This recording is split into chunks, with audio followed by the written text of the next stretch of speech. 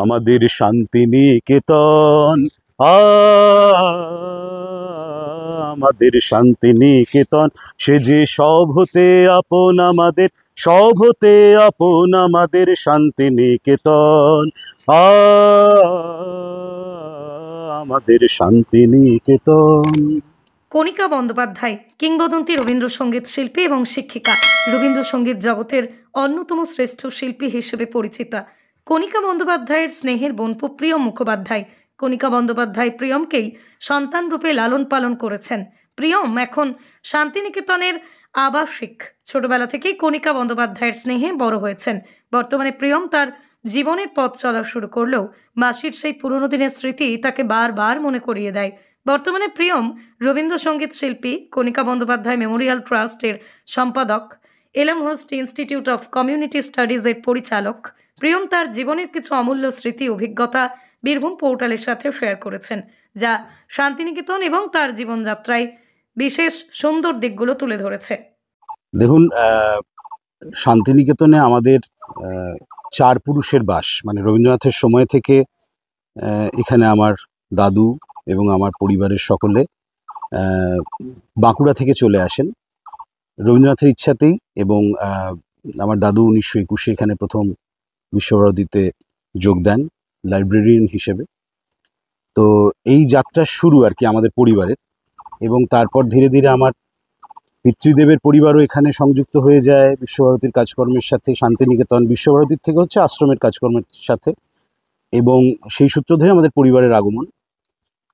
আমার সব মাসিরা, আমার বাবার অন্যান্য ভাইয়েরা সবাই এখানে আশ্রমের সাথেই যুক্ত ছিলেন রবীন্দ্রনাথের ইচ্ছাতে। এবং অবশ্যই সেখানে আমার বড় মাসি কণিকা বন্দ্যোপাধ্যায়ও চলে আসেন মোটামুটিভাবে 26-27, 1926, 27, 28 এরকম সময়তে। তো সেই থেকে আমাদের পরিবারের যাত্রা শুরু। আর আমার তো অনেক পরে জন্ম, কিন্তু যেটা হচ্ছে যে এই যে ধারাটা প্রবাহিত হয়েছে পরম্পরায়, সেই ধারাটা ছোট থেকে আমার মধ্যে স্বাভাবিকভাবেই শান্তিনিকেতনে আর 5 জন যেরকমভাবে বড় হয়ে ওঠে সেরকমভাবেই আমাদের বড় হয়ে ওঠা। পাঠভবন, উচ্চশিক্ষা সদন, বিদ্যাভবন, সঙ্গীত ভবন, এই এই এই যাত্রার তুলনা নেই। কারণ সারা পৃথিবীতে অনেক প্রতিষ্ঠান আছে, অনেক জায়গা আছে যেটা খুবই অসামান্য জায়গা, কিন্তু শান্তিনিকেতন আশ্রমের যে পালস বা যে ছন্দ, সেটা অন্য কোথাও বিশ্বের পাওয়া খুব মুশকিল। আমরা ছোট থেকে পাঠভবনে বড় হয়েছি, গাছের তলায় ক্লাস করেছি। ওদিক থেকে বৃষ্টি আসছে, আমরা আসন নিয়ে দৌড়ে গিয়ে লাইব্রেরি বারান্দায় উঠে পড়েছি।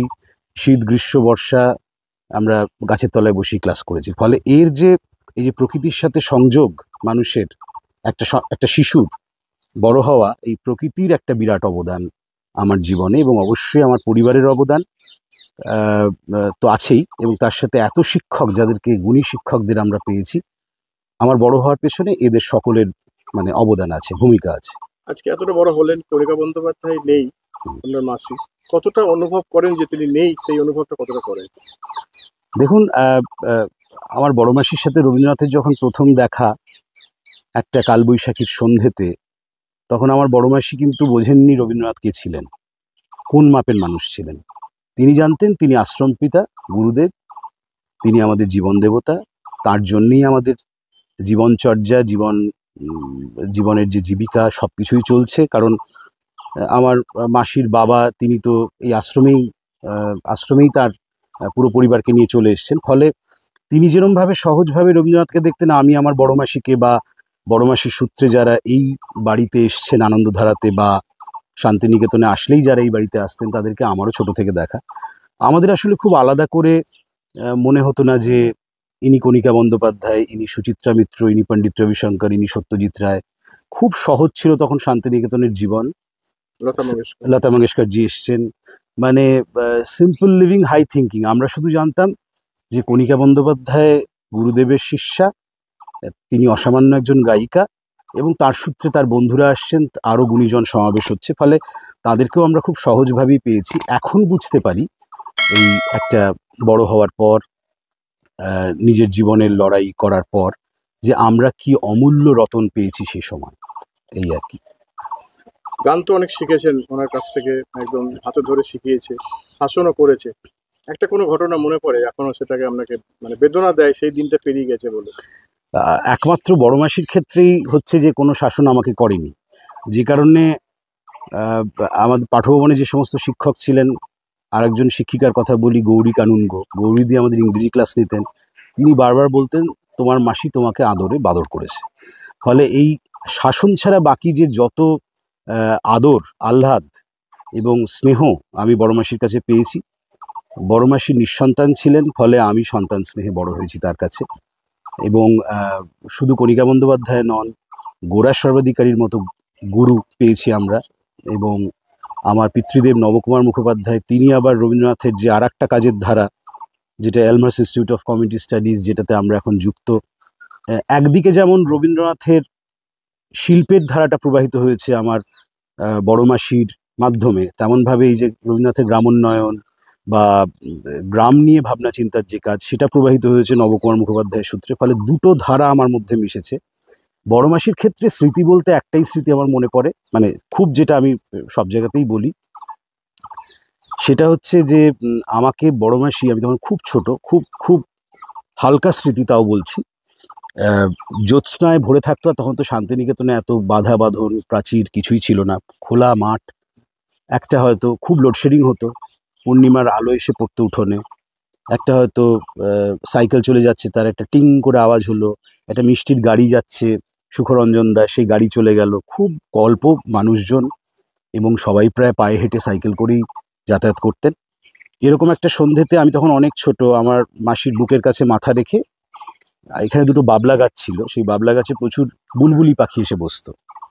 তো ওই বুলবুলি পাখির গল্প বলতো মাসি, আর একটা ফুলপরিদের, একটা পরিদের গল্প, আর ওই বুলবুলি পাখির গল্প নিয়ে আমার একটা অদ্ভুত একটা যেন রূপকথার একটা দেশে চলে যেতাম। আর মাসি একটা রেকর্ড ছিল প্রথম দিকে, বড় মাসির প্রথম দিকেরই রেকর্ড, একদম প্রথম রেকর্ডও বলা যায়।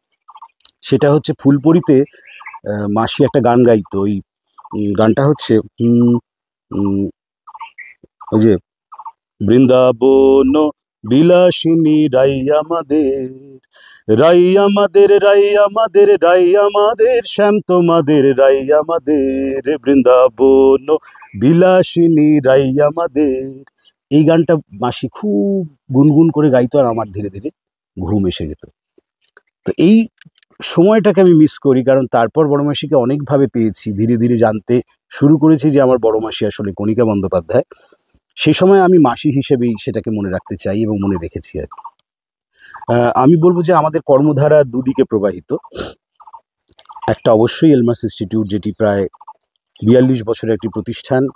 লেনার্ড নাইট এলমার্স এবং রবীন্দ্রনাথের যে গ্রামোন্নয়ন ভাবনা, সেই ভাবনার অনুসারী একটি প্রতিষ্ঠান, যেটি সারা বীরভূম জেলা, বাঁকুড়া এবং বর্ধমানে মূলত মহিলা এবং শিশুদের নিয়ে কাজ করে এবং তাদের জাস্টিস, তাদের অ্যাওয়ারনেস, তাদের স্বাস্থ্য, তাদের মধ্যে যে মানে অমূল্য শক্তিটা রয়েছে, সেটাকে জাগরুক করার কাজই হচ্ছে আমরা করছি। বিভিন্ন গভর্নমেন্ট প্রজেক্টের মাধ্যমে, বিভিন্ন বিদেশি ফান্ডিং প্রজেক্ট আমাদের আছে, যেটা হচ্ছে এখানকার holistic development of the women and children of Birbhum district, Bankura and Bardhaman.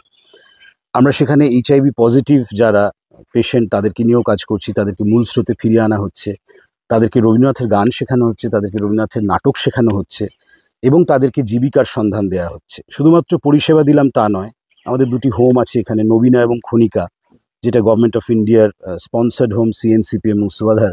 এখানে যে বাচ্চাগুলি থাকে, তারা আমাদের সন্তানের মতো আর কি। মানে তারা কি বলবো, তারা আমাদের অঙ্গনের ফুল বলতে পারি, এই কারণে যে আমাদের যে কোনো ব্যক্তিগত অনুষ্ঠানেও তারা পরিবার হিসেবেই থাকে। এটাই যে কারণে এইগুলোর এত নাম পশ্চিমবঙ্গে, ভারতবর্ষে, যে এই ধরনের একটি প্রতিষ্ঠান আমরা গড়ে তুলতে পেরেছি। এখানে আমার বাবার যে আদর্শ বা আমার মায়ের যে আদর্শ, আমার বড় মাসির যে ভাবনা, যে আমরা এদেরকে আলাদা করে দেখব না, এদের মধ্যে এরা যে স্পেশালি মানে খুবই চ্যালেঞ্জড সমাজের ক্ষেত্রে, সেটা আমরা ওদেরকে বুঝতে দেব না। তাহলে ওরা এখানে আসবে কেন? ওরা মনে করবে আমরা এরকমই, আমরা স্বাভাবিক এবং আমরা সমাজের মূল স্রোতেই আছি, আমাদেরও সমান ক্ষমতা আছে। এই ভাবনাটা দেওয়ার জন্যে পড়াশোনার মাধ্যমে, রবীন্দ্রনাথের যে আদর্শ, সেইটা দেওয়ার মাধ্যমে, সঙ্গীত, নৃত্যকলা, নাটক, ভিজুয়াল আর্ট, এগুলোর মাধ্যমে আমরা ওদেরকে ফেরানোর চেষ্টা করছি। আমাদের অনেকগুলি কাজের ধারা, কোনোটা হয়তো ট্রেনিং প্রোগ্রাম, কোনোটা হয়তো চাইল্ড ম্যারেজ আমরা বন্ধ করছি, সেক্সুয়াল অ্যাবিউজ বন্ধ করছি, আমরা ট্রাফিকিং বন্ধ করছি। কিন্তু আমরা ওইটাই মাথায় রাখি যে এরা যেন না ভাবে, বা একজন HIV পেশেন্ট যেন না ভাবে আমি সমাজ থেকে আলাদা, আমরা পিছিয়ে পড়া শ্রেণী, সেটা আমরা বুঝতে দিই না। সেই কারণেই আমার বাড়ির সরস্বতী পুজো করে একজন মুসলিম বাড়ির মেয়ে, একজন খ্রিশ্চান বাড়ির মেয়ে, একজন হিন্দু বাড়ির মেয়ে একসাথে মিলে মালা গাঁথে, একসাথে তারা শিকল তৈরি করে। ফলে এই যে রবীন্দ্রনাথ, এটা আমাদের একেবারেই শান্তিনিকেতন থেকে পাওয়া শিক্ষা, নতুন করে আমরা কিছুই করছি না। যে ধারাটা আমরা পেয়েছি বা রবীন্দ্রনাথের যে ভাবনাটা ছিল যে এখানে মানুষ একটা প্ল্যাটফর্মের নিচে দাঁড়াবে, সেটাই করছি। এবং আমরা আমাদের কোনোদিন কোনো রাজনৈতিক দল বা কোনো মানে ধর্মের প্রতিষ্ঠান এসে আমাদেরকে বলেনি তোমরা কাজটা করো না। আমরা একটা অ্যাপলিটিক্যাল, অ্যারিলিজিয়াস সংস্থা, এবং সবাই আমাদের পাশে আছে। মানে কেউ আমাদের কোনোদিন কোনো বিরোধিতা করেনি, আমাদের কোনো কোনো কোনো কাজের ক্ষেত্রে কোনো বাধা হয়ে দাঁড়ায়নি। বরং সিস্টেম, মানে আমি বলছি যে গভর্নমেন্টের যে সিস্টেম, তারা কিন্তু আমাদের সাথে কাঁধে কাঁধ মিলিয়ে কাজ করছে। এটা হচ্ছে এলমার্স ইনস্টিটিউট। আর একটা কাজের ধারা যেটা কণিকা বন্দ্যোপাধ্যায় চলে যাওয়ার পর থেকে আমরা শুরু করেছিলাম, সেটা হচ্ছে কণিকা ধারা বলে একটি প্রতিষ্ঠান, যেটি আমার গুরু গোরার সর্বাধিকারী থাকতেই শুরু হয়েছিল। এখানে দ্বিজেন মুখোপাধ্যায়, গোরার সর্বাধিকারী, রেজওয়ানা চৌধুরী, বন্যা, এরা এসে গান শেখাতেন, আমরা ছোটদের গান শেখাতাম। পরে কণিকা বন্দ্যোপাধ্যায় চলে যাওয়ার পর এবং গোরা সর্বাধিকারীর প্রয়াণের পর আমাদের মনে হলো যে আমাদের একটি ট্রাস্ট করা উচিত। কারণ তখন এই যে 2024-25 যে কণিকা বন্দ্যোপাধ্যায় শতবর্ষ, 23-24, এটাও সামনে ছিল। ফলে আমরা একটা কণিকা বন্দ্যোপাধ্যায় মেমোরিয়াল ট্রাস্ট করি, এবং তারা লাস্ট 1 বছর ধরে অনেক অনুষ্ঠান করেছে কলকাতায়, শান্তিনিকেতনে বিভিন্ন ধরনের পাবলিকেশন হচ্ছে। এবং সবচেয়ে বড় কথা, শান্তিনিকেতনে ওনার যে বাসভবন আনন্দধারায়, সেখানে একটি মিউজিয়াম এবং আর্কাইভ গড়ে তোলা হয়েছে, যেখানে এখন মানুষ আসছেন, অবারিত দ্বার মানুষের, তারা আসছেন, দেখছেন এবং ছুঁয়ে যাচ্ছেন এই স্মৃতিকে। বীরভূম পোর্টাল একটি চ্যানেল, একটি সংবাদ মাধ্যম, যে মাধ্যম এখানকার সমস্ত ধরনের খবর, সেটা সমাজ কেন্দ্রিক হতে পারে, সেটা রাজনৈতিক প্রেক্ষাপটের হতে পারে, সেটা অর্থনৈতিক প্রেক্ষাপটের হতে পারে, সেগুলোকে তুলে ধরছে অতি সক্রিয়ভাবে। এবং সুজিত মণ্ডল যে এটির দায়িত্বে, সে আমার দীর্ঘদিনের পরিচিত দাদা এবং আমার বন্ধু। আমরা একসাথে অনেক কাজ করেছি একসময়। ফলে তার যে সাংস্কৃতিক মন, আমি চাইবো যে এই চ্যানেল বীরভূম পোর্টাল যেন একটুখানি সংস্কৃতির দিকটিও, যেটি ওরা করছে অলরেডি, কিন্তু সেক্ষেত্রে আমাদের যদি কোনো সাহায্য লাগে, আমরা সবসময় আছি। যে কোনো সাংস্কৃতিক খবর, যে কোনো সুস্থ স্বাভাবিক সাংস্কৃতিক খবর, সেটি যেন তুলে ধরা হয়, এটি আমার অনুরোধ আপনাদের কাছে। এবং আপনারা বীরভূম পোর্টাল দেখতে থাকুন, আপনাদের সঙ্গে আমরাও আছি। নমস্কার।